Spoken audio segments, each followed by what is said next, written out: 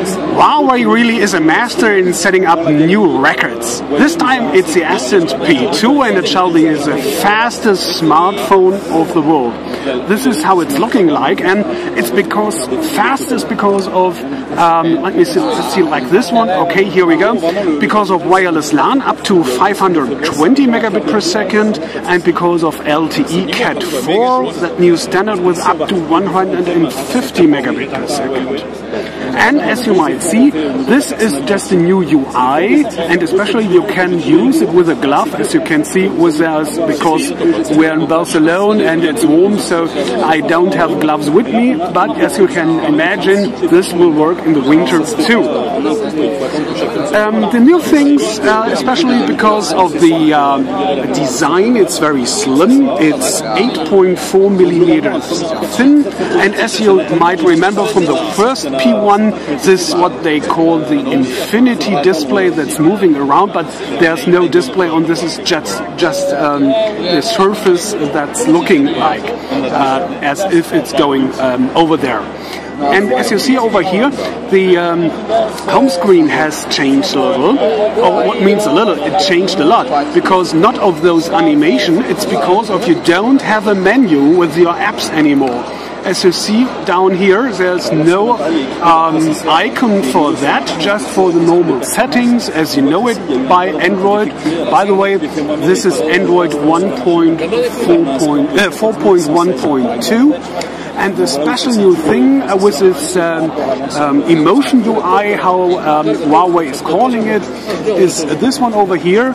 This is where your apps are right now, in those folders. They call it easy folders. And because of that, not more than 60 icons in one folder, like those over here. These are the Google apps, as you can see, and you can't scroll up or down or whatever.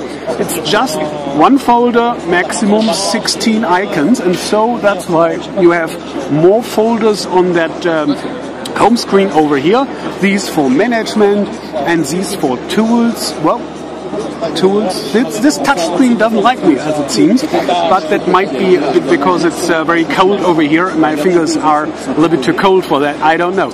But as you can see, you have those folders, and that's a big change, I guess, for most people, especially because you have to look or to remind which icons you place where. You can, of course, change everything over here, but you have to remind which functions are where. And if you're used to have one big folder with your menu and all your apps alphabetically sorted, so this is a big change for that. The other change is this here over this big new widget with what's called Me widget, the Me widget, coming as you can see with clock and weather and whatever you want, and of course it's customizable.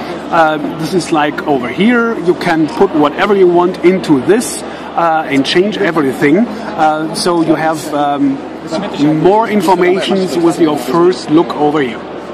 And from up there, you can switch to profiles. Some people might know those profiles from Nokia, but not that sexy like this over here. So you can choose this one and say, okay, this is what I use right now.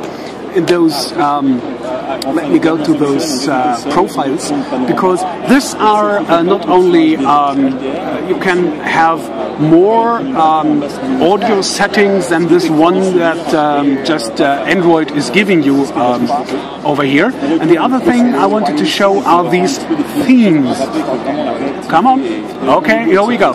Now it's a lot of customizable pre-installed things. You can switch to whatever you want and have a completely new style, including, especially because you can customize those too, including ringtones, as you see, alarm tones. You can customize and save as much as you want to, and now on that way switch with one click between those themes and have a totally new look for all of the phone, including those audio styles.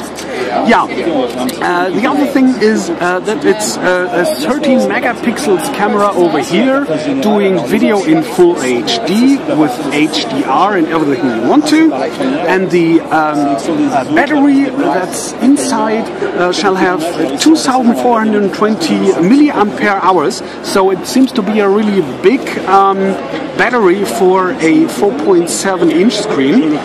For comparison, the HTC One just has 2,300 milliampere hours, so it's just a little bit bigger than this, and that screen has 315 ppi.